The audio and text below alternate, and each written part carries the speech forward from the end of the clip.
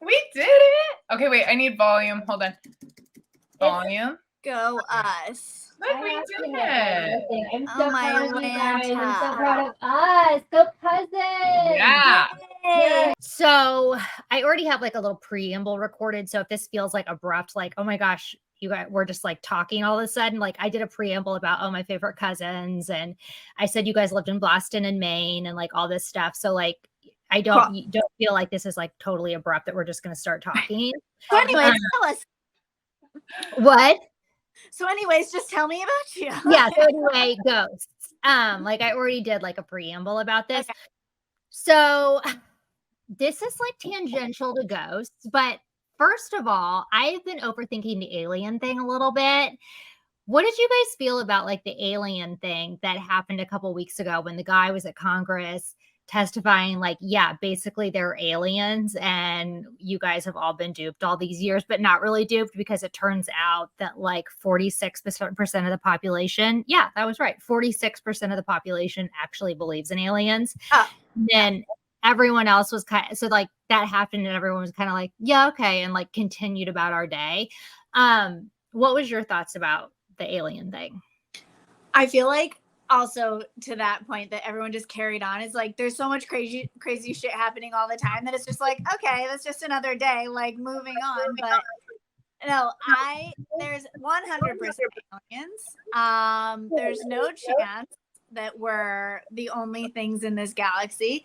And ever since that happened, I swear, like there's been weird things happening, like in the sky, like granted, I did look into it, and it's like Elon Musk's new. It's just Elon Musk. It's not an alien. It's just Elon. But also, like, what is Elon Musk? Let's get right. Let's talk about aliens. Let's talk about Elon Musk. I mean, absolutely. Really. Are you talking about the Matrix, Jenna? Like the weird Matrix stuff that's been happening in the sky and stuff? Like the birds. Oh my gosh, I keep seeing all that stuff on TikTok. There's a Matrix of birds. Well, there's like all these videos of people filming the sky, and it's like this weird, like frozen, like section of the clouds that are like not moving, or it like looks like a seam or something. And then there'll be like a bird just like stuck in the air, like not flying. Yes, I don't know what that means. Oh my God. I guarantee that aliens have looked at us and they're like, yeah, I'm all set. No, thank you. Agreed. I can't sit in a bed without a pillow on my lap. I was having a conversation with someone once, and this was before the Congress thing. What? She held up her pillow. I know. I have to sit with a pillow on my lap. Always. And they were like, no, there's just, I mean, I don't really believe in aliens. I think that's all silly. And I'm like, I think that's kind of like the most self-centered reaction or opinion. Like, you really think there is a vast universe out there, an infinite universe that goes on and on and on. And we are the only ones that walk around and talk and shop at Target. I mean, obviously there is a universe where people do all the same things we do are probably different, but there is intelligent life out there. Like everything's not just an amoeba and gas. Let's be honest. Exactly. Yeah. No, there's silly thing to think. Yeah. Yeah. And it's such a like American approach, I should say, that it's just like, oh no worries there. Like, just keep focusing on you and no big deal. But it's super naive, I agree. And there's 1000% aliens. And I bet that they literally want nothing to do with us. They're like, you guys are too stupid. You've destroyed your planet. Ours looks good. I don't want you to come to mine. Right. Yeah, they're like, we swung by that trash planet, and now we're going home to our gorgeous utopia. Thanks for dumping all your shit next to us. Appreciate the trash planet. That is what we should be called. The trash planet. We are trash. So yeah, I just wanted to, because I kind of like to do a hot topic, the vehicle hot topics. I wish I had a better name. I'm all in on it. All in. So I wanted to do that. But as I said in the run up there, these are my fave cousins who also happen to be my haunted cousins. My very haunted cousins. And I'm so into it because I love a ghost story. And since I don't think you guys told me about this till maybe we were in our 20s, and we're now Jenna's early 30s. Are you 40 now, Kara? I will be 40 in March. Okay. They're also my younger. It's all happening.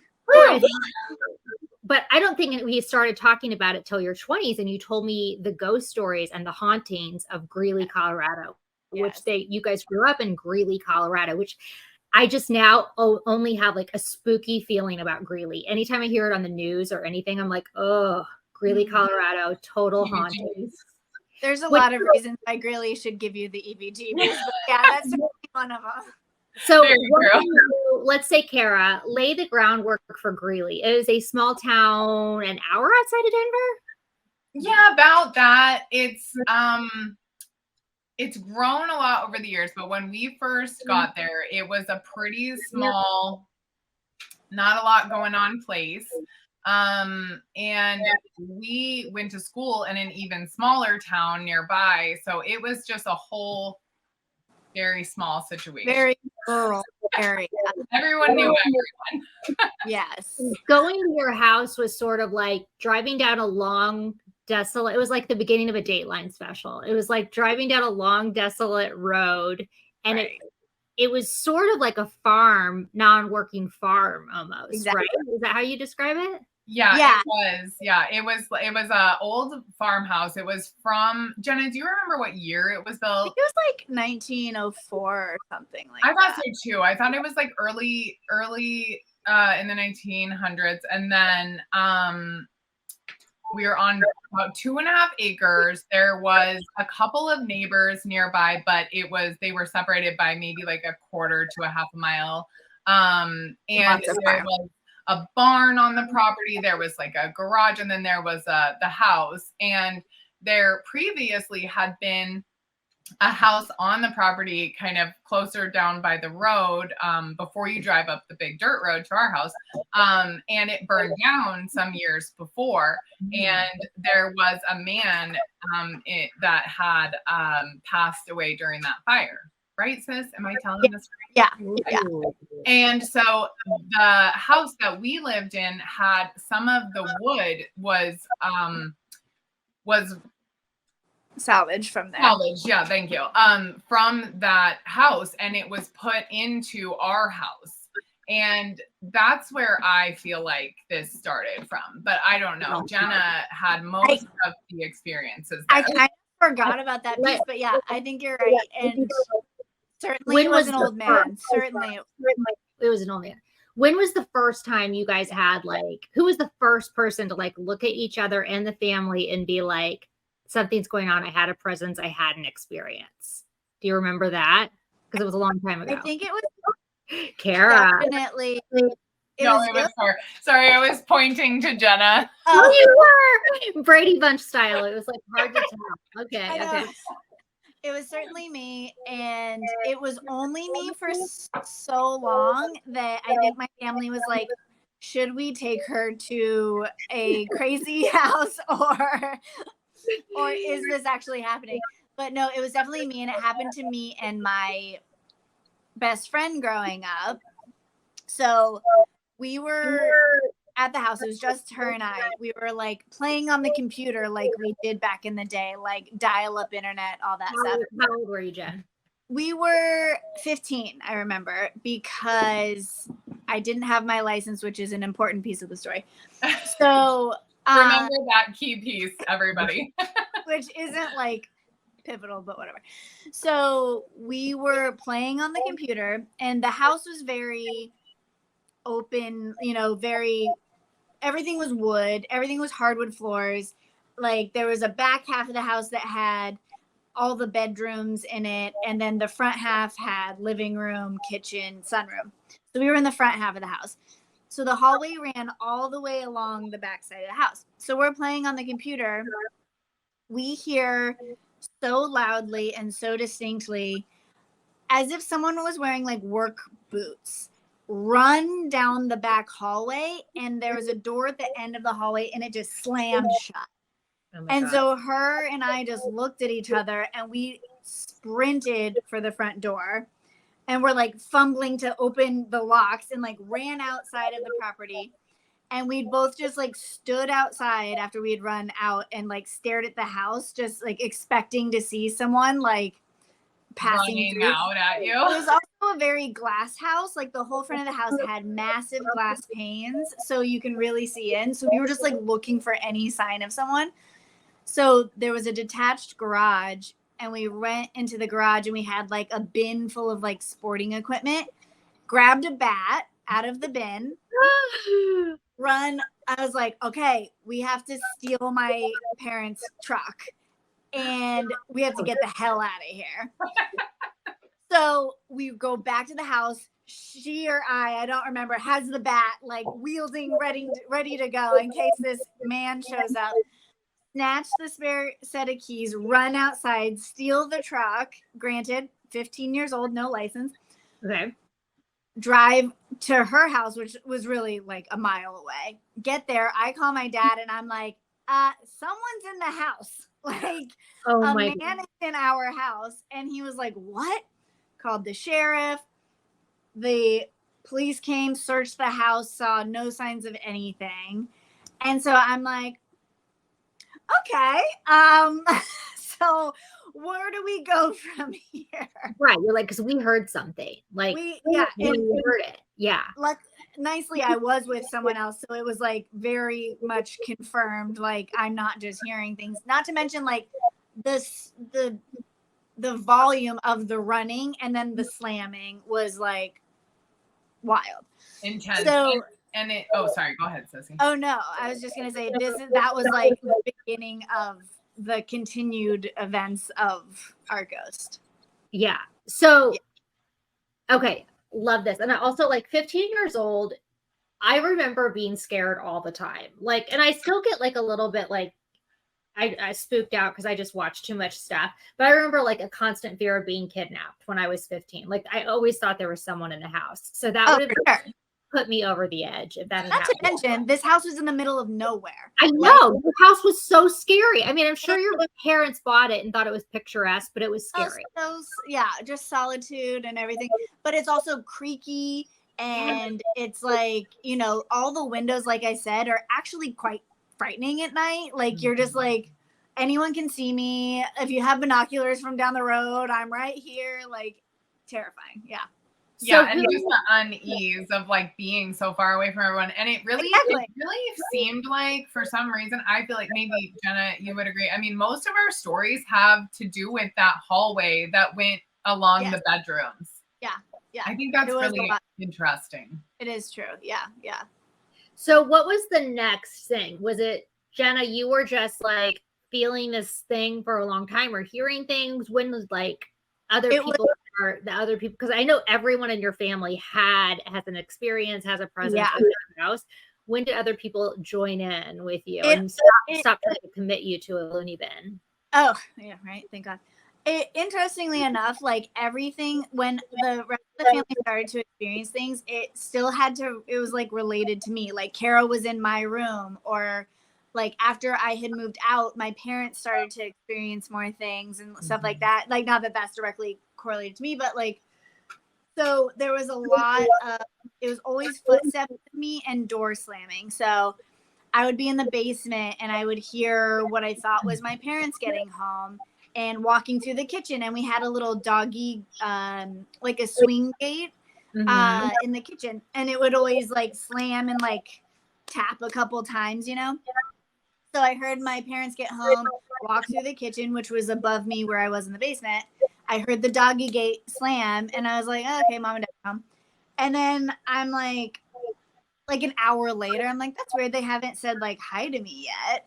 And then I heard more footsteps, and we had a little dog back then, a little terrier. And I look at him, and he's just like starts like shaking, like. He kind of always shook, but it was like he was just like looking up the stairs, like with his ears back, you know, and just like was like shaking. And I was like, okay, so I guess mom and dad are at home. A few times, actually, I fled in a car. A few different times. I actually left one time at the beginning of a snowstorm, and I got stuck at the end of our driveway because it was snowing so bad, and I was just sitting there waiting for someone to come save me. Were you ever like, mom and dad, we have to move out of this house because this is not like great for me? Weird because I never felt like scared or like unsafe. It's not like it felt like it was like a threatening presence, but it was just very present, like often. In the bathroom, sometimes I would feel like pounding from underneath the floor, like as if something was in the basement, like hitting the ceiling of the basement. There was a couple of like grazes of like my feet, where I was just like, was that like a breeze or something? My door would slam often. My computer would get woken up in the middle of the night, like as if something had like tried to enter a password or something. But yeah, They're like, you got mail. You got mail. It's from Jekyll. Yeah, exactly. Yeah, that's what we named him, by the way. His name is Jekyll. Even though I think Jekyll was the nice one, right? Yeah, I think so. Yeah, regardless. His name was Jekyll. So then Kara had stayed in my room one night. I'm not sure why. And I wasn't there.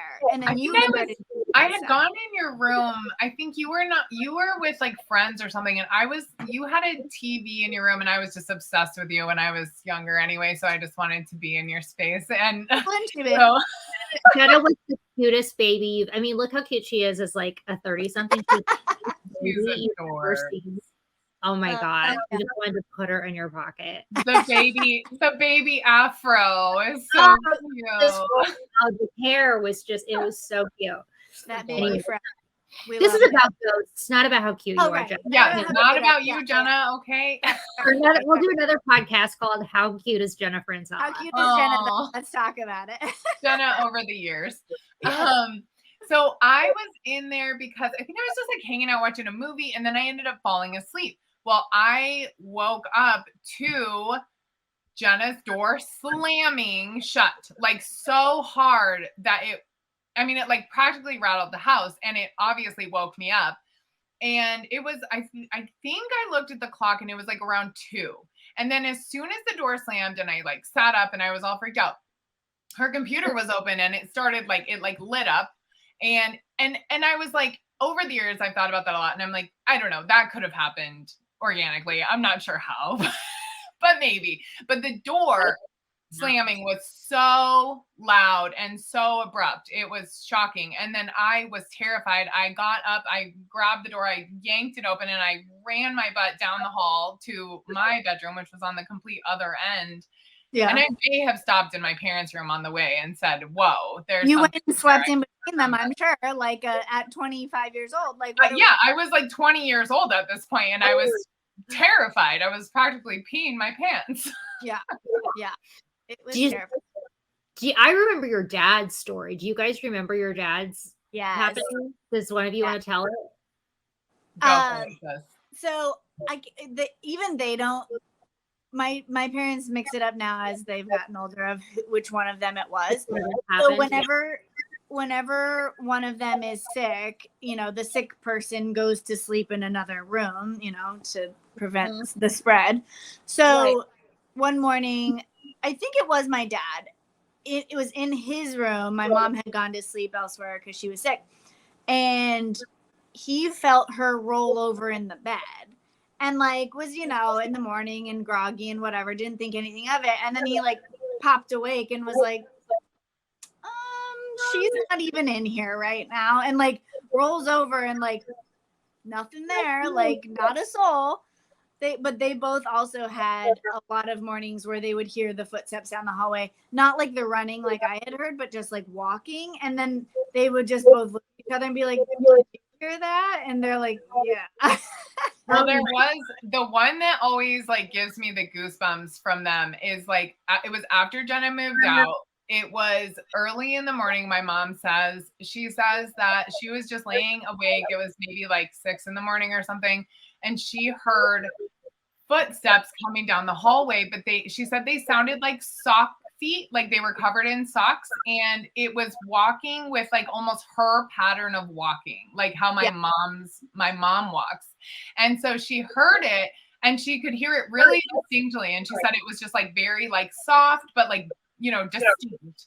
And she said, Bob, really quietly. And he said, the footsteps. and it gives me like the chills every time. You know, was the only one hearing it, but there was another person that heard it. It was always in the hallway. It's true. It was always the hall. It's so weird. He wanted to be heard. So Jen, after you left, it didn't, because you feel like the presence followed you, but it still stayed in the house after you left, but you just continued to have experiences after Jenna moved from home to Boston. So, right? So, like, I didn't have anything in college, which was still in Colorado, but not there. And then when I moved to Boston, we did have a lot of experiences, but it was never directly with me. My roommate, who is at the time was not a believer at all in ghosts, was like, no, there's no way, it's all BS. She started to wake up kind of like Kara. I think that at 2 a.m. it used to happen around that time. I remember that. Like, and you said my door slammed. I do remember it was always around the same time at night. Creepy. So my roommate would start to wake up at the same time every night. And when she opened her eyes, she would see a little boy dressed in like colonial type garb. Oh my God. And so one night it happened and she like dismissed it, being like, oh, I was definitely still sleeping or something. Happened again the next night. And like finally she told us, because she was like, they're gonna be like, we told you ghosts are real. And so then it just kept happening. She came running into my room sometimes. And then she started to learn, like, if I wake up at this time, she would just open her phone and put it right in front of her face so that like the light would get in her way so she could turn on a light. Yeah. So the best part about this, though, we had named him Tommy, naturally. So many names. You have to name them after they visit you every night. Yeah. So we had upstairs neighbors that we were really close with, and they would just pop up and down. We would visit each other, like whatever, but we had never told them about Tommy. So one day, one of them comes down and he's like, yeah, so last night he had a dog named Jackson. He's like, Jackson woke up at like 2 and was like snarling in the corner of the room. And I looked over and I swear to God, I saw like a little boy dressed in like the colonial wear. Oh my God. And Kate was like, oh my God. You guys just weren't like, oh, that's just Tommy. It's Thomas. His name is Thomas, you know. He came to He's visit. 5. Yeah, He got close here. apparently he got bored with us and he went to visit you. And I'm like, yeah. He drowned in the Charles River, and that's why he's here. I don't know. Who knows? But that was another fire. There was a fire up the street of that apartment. Oh. Like years of, clearly, if he was colonially dressed, years ago. And he might have been from there. But so yeah, that happened. And then now Kara's house is where, or the town, I should say, we've had several experiences where she lives now.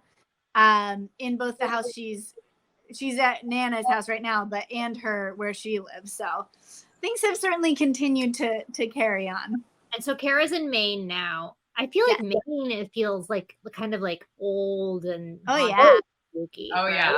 Oh yeah. It's similar to Boston. Like it's just as old. I mean, I think all this area was like the first settled stuff. So it's old here. I mean, your house, it's over 100 years old. Yeah, our house is over 100 years old, and I believe, Nana's house is over 100 years old too, because her dad grew up in it. Her dad built it, and she just passed away, unfortunately. But she was 104. And so this is I'm not exactly sure how old this house is, but it's very old. And actually, it was Jenna who had the experience here. I didn't really have too many. So when we first moved to Maine from Colorado, which was just last year, we stayed in my husband's grandmother's house for a few months while we bought a house. And I didn't have a lot of things happening here. Maybe a couple. I can't remember. Nothing I can really tap into right now. And then we moved into our house, and it was almost immediately that I started having a lot happening. A lot. and it still is a lot. And this is the most ghost activity I've ever had personally. Usually it's Jenna. It was like Jenna took first half and I have second half or something. Wow. Weird. Maybe So because of the kids, they like to be around young energy. it's true. Maybe. They do say that like kids are a more open like portal Yeah. or something. Yeah. Like, Because They're we have not all of our, yeah. Mm-hmm. so I've had almost immediately, I started feeling like I would just be kind of getting things unpacked, just, doing whatever around the house. We were just getting settled. And I would be very focused on my task. And I would find myself like turning behind me because I just felt like someone was standing there. And, I felt so silly because I'm doing this like by myself. I'm in my house by myself. My kids are at school. And I'm turning behind myself constantly, like someone is in my house. I do that all the time. Yeah, it's creepy, but it wasn't like scaring me. It just felt like something was there. And so that was kind of how it started. And then a couple of weeks in was like, and honestly, I don't even like telling the story because it sounds like it's not real, but I guarantee you it happened and I was terrified. So I had gotten these rugs. Jenna, do you remember the rugs? Yes, I tell it all the time. Okay. So I had gotten these rugs from TJ Maxx for my kitchen, and one was in front of my island and one was in front of my sink, but they were those cheap rugs because they were from TJ Maxx and the corners kept rolling up on them. And it was frustrating me. I kept tripping over them. I was like cursing at them. I had to keep fixing them because they were like scrunching up, even though they had the sticky stuff on the bottom. And so I was just like generally annoyed with them. And that only matters because so I left the house. Rugs were on the floor in the kitchen. I came back to the house and I went downstairs, which is where our laundry is, to do some laundry or switch some laundry, whatever it was. And folded neatly on top of my washer was my rugs that I have been tripping and cursing at for. And obviously Scott wasn't home and nothing there. Nobody was home. Nobody was It was home. like Scott had gone to work. You took the kids to school and came home. Yeah, I had come home. I had gone out. The ghost was also tripping and was over it. I mean, yeah, he was like, listen, I'm trying to help you out. And that was like, so I walked down the stairs and I see them immediately on top of the washer. And I stopped like in my tracks. And I was just like, and I was like, did I bring these down? I was really questioning like start to doubt what I had done before I left, thinking I just forgot that I had brought them down, but I had just washed them to like put them out, so I had only had them for a few days. I wasn't going to wash them again. And I was like, I definitely did not do it, but I had goosebumps like no other. And I just took them and I just threw them like off to the side and I've never put them back out. I just was like, they're haunted. They're haunted. That made me think that it was a friendly presence because it was helping me, I thought. They didn't want you to trip anymore. Exactly. Exactly. Like, safety first, Kara. You have young children. We can't have them falling. You can't be falling. No. So then there have been lots of like lots of footsteps, actually. Lots of footsteps and lots of heavy things falling. So Scott and Wyatt and myself have all experienced this presence. Everett has probably been around during some of them, but has never directly experienced it. So those are my 6-year-olds, by the way, guys. I don't know. Scott's the husband, Everett and Wyatt are the husband, 2 kids. So Scott one night, we had stayed at a hotel that my sweet little bougie kids, they love to stay at hotels so we can go swimming. It's just the cutest thing. So we stayed at a hotel one night just in town, 10 minutes from our house. And Scott had to come and let our dog out really quick, like, late in the night, just so that she wouldn't have to, we didn't have to board her. So he came back from letting her out and he was like, I have to tell you something after the kids go to sleep. And I was like, okay. And so he was like, I was about to leave. Said he let her out. He did a couple things around the house. He ran up and down the stairs. Then he was about to leave. And when he was in our entryway, walking out the door, he heard a very distinct, like, like a clearing of the throat. He said it was like a man, like very clear, a man's clearing his throat. And so he said it was so creepy that he immediately went all back around the house and was searching everywhere because he didn't understand like how he could hear no one was home, except for the dog. Right. So that's a creepy one. Creepy. And he's not much of a believer. He's one of those like everything can be explained kind of guy. He's a logical kind of guy. Oh, he's so logical. And me and Kara are like, no, there's no answers. It's just what it is. There's no answers. There's ghosts. There's aliens. We're all screwed. It's all paranormal. Much sooner the ghost than any stiff breeze or anything like that. Exactly. How do you feel in their house, Jen? Anything? So I've seen some stuff there. I've only seen the one thing. So I think I was leaving, and it was when my parents were in town, and we were all kind of by the stairway, which is by the front door, saying goodbye. And so I was facing the stairway, and behind it was, my parents' head. I saw a very clear shadow, like walking up the stairs, and I double took, and I was like taking inventory of who was in the room. I'm like, Mom, Dad, Kara, Scott, Everett, Wyatt. Okay. Dog, cat, we're all present, accounted for. Okay, cool.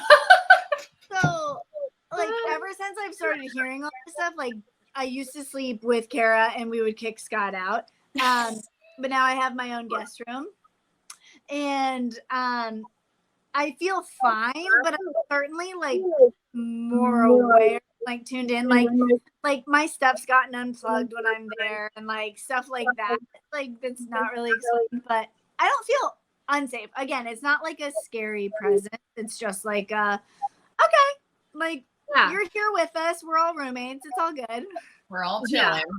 Yeah. So I love all these stories, and continue to tell me them. But how does it make you feel to feel like you're a ghost conduit? Like, does it make you feel scared? I feel like you've said no. Does it make you feel like at peace when you think about things like the afterlife and dying? Does it make you think that, like, when something like your parents pass, that maybe you're gonna feel something? Like, what's it feel like to be a ghost conduit? Because I secretly want to be one. I don't even want to say that because now I'm gonna get haunted. You can pass them too somehow. Oh my God, no. I like want to and I don't at the same time. Sis, how do you feel? I think I don't feel scared. I definitely feel like every ghost we've had a run-in with has been very friendly and just making themselves known. This sounds a little weird, but sometimes I kind of like talk to myself like I'm talking to them because I feel like they're like, I talk to myself all the time. Don't feel bad. Yeah. Okay, go on. What do I do? I feel like they're like these sad little, like they're like sad and they're stuck with something. They're stuck. I don't know. Or maybe they're just the people that owned the houses that never, like, they just never left their house, or something. I don't really know, but I don't really feel strongly that everyone reincarnates into a ghost. So I don't really feel like it's related in the way I think about the afterlife, I guess. Right. Like, yeah. I don't think we're all going to turn into ghosts either. Yeah. No. But I still believe in ghosts. Oh, yeah. Well, first and foremost, my parents are never going to die, so we don't have to. Right. Neither. Yeah. I mean, you always hear that, like, ghosts are there because of, like, unfinished business or, like, something that they are sticking around for. Mm-hmm. Like Kara said, like, I've never really felt scared. Like, certainly you're a little bit more on edge when, like, things start happening, but it's never scary. It is, like, almost like a respectful thing of like, clearly you maybe lived here or you have some sort of connection to where we are. And like, I respect that. Like, you know, I'm not going to be upset that you're still lingering around when we've moved into probably your house and whatever. But yeah, it is interesting that it does seem to affect some people more than others. And I have no idea maybe why that is, or maybe we've just lived in really old houses that, you know, have a lot of history to it. So I also think you have to have a bit of an open mind in order to like not write everything off as it being like logically explained. Well, your house in Greeley was clearly haunted, and then you were the youngest one, so it started happening to you because you probably didn't have any preconceived notions about things like ghosts and paranormal and stuff, so you could see it first. However, who could deny those footsteps? I mean, right. And then the rest of your family, it started happening to as well, because it was just kind of the undeniable. What was his name? Did you guys say? Jackal. Jackal was just undeniable. You had to be seen. So tried to do a seance with Tommy when I moved here. Oh yeah. So we did the whole. We had like a candle and a sage, and I don't know. We don't know what we were doing. We were like 22 and drunk probably, and so we had gone into Kate's room where it always happened, and like we were just like very soothingly speaking to Tommy, and we're like, okay, Tommy, like, if you're here, like, let us know. But then we all got way too scared because we had like a candle lit. We're like, if you're here, blow out the candle. And then we were like, I don't want to know. We all just ran away. So, you know, I guess if you're ballsy enough, you can go through with a seance to try to help them to the other side. But we don't have you should try a weed. Yes. You have these things that happen that I do think is really weird. And I think it happens to a lot of people of like, I will have a dream and the thing will happen. And it'll be something like so random that it's like anything from like, I'll dream of, you know, Jill Smith, and the next day, who was someone I knew when I was 8 years old and have not seen since. And this next day she messages me on Facebook, you know, something. And I'm like, if you ever have anything relating to my life, please be sure to tune me in. Or it'll just be, I mean, I can't even tell you. That's not always. That's so interesting. It'll be like sometimes it'll be like a phrase. Like I'll dream like a phrase, and the next day, like someone will say it, and we'll go. It's like a deja vu premonition. It's like a premonition, kind of, And it happens to Marley too. Really? Never anything useful. It's not like it's the Powerball numbers or anything, or it's not like buy this stock, it's gonna go, you know, to whatever. It's always just like maybe something kind of I know. And it'll start to become that. How do I massage this to be something I can work with? Because I can't work with, you know, someone's going to message me on Facebook from high school. You're like, hi, Jill. Just right. Right. Well, do you know the Powerball numbers? Because otherwise I have no need to message. I don't need to talk to you right now. We're all set. That's amazing. Anyway. Well, so maybe you'll have a premonition about all this alien stuff, and you know, we'll get some answers about the Matrix and what's going on with our crazy world right now. I want to know whenever you have a premonition. I'll tell you. Well, so now I've started telling my sister, like if there's something like really powerful in a dream, because I have really powerful dreams, you know, like, and I think not everyone can. Do you do drugs? No, melatonin, baby. Like, I don't, maybe that's it. But like if I have a dream that I'm like, I felt like it was like really stronger around something, like I'll say, I had a dream that, like I had a dream, this was not too long ago, that a certain celebrity was going to die. I'm not going to say it because it's kind of whatever. And it didn't happen. But I told my sister, because I'm like, if this person dies, I had the dream last night and you never believe me. And she was like, okay, because I just wanted to like check my bases. Is usually like within a, like, do you have it and then it happens relatively soon after, or is there like a delay sometimes? It's usually pretty soon. But like if it had happened and I had said that to my sister, she wouldn't have believed me. She'd have been like, you didn't have to. She's like, I needed to like cover my bases. But anyway, that's not even a good story. Accountability. Yeah. Good to have. I think that's cool. We all have our own kind of supernatural. I'm just trying to act cool like I have something and I don't. You are cool. That's fantastic. Well, it must run on like your dad's and our mom's family, Right. because Right. that's the only thing. We all have paranormal. Bruno's We're like hair. we all have a superpower in a way. That's right. We all have natural curly hair and we're all paranormal conduits. We're all So what else? There was just the one more at Nana's house where Kara currently is. Oh yeah, that Which it is happened actually- with Jenna while she was visiting me though. Yeah, with my parents and I stayed at Nana's house. And my house is quite small, and this house is actually empty, if that explains anything. yeah, it's empty and it's massive, and it's a block away from Kara's house, so it's easy. Guess very how. convenient. So we stayed there. I got there from I walked over from Kara's house. It was like 10 o'clock maybe. My neighbor's doing something crazy. My parents had already gone to bed. I know. I was like, it's too soon, guys. Come on. It's too soon. Yeah. So I went into my bedroom and was like changing and getting ready for bed. And I went to like close the door, and I like was one of those like doors where the door frame had clearly warped and you can't like latch it. And I was like giving it a good college try. No door in New England closes. Let's just be real. And if it does close, it only closes on the summer months when the wood swells and right. So whatever, couldn't get the door to close, not a big deal. I'm not that concerned about it. So I get in bed, I'm like watching a show on my iPad, and all of a sudden the door slams shut, like wham, and latches. Like, and I'm telling you, I tried to slam that door shut 5 times and was like looking at the handle, like nudging it. No. Slams shut.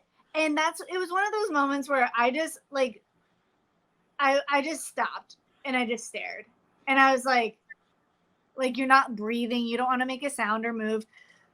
And my iPad was like illuminating towards me. And of course the door was behind it. So, it's like, you can't really see. You're just kind of, so then the door opens and I'm like, and it's my mom, and she's like, honey, what was that? And I was like, oh my God, Rose. I'm like, Rose. I'm like, Rose. are you trying to kill me here? And she's like, oh, the door just slammed so loud. I was like, yeah, I am aware. I was here. It slammed on its own.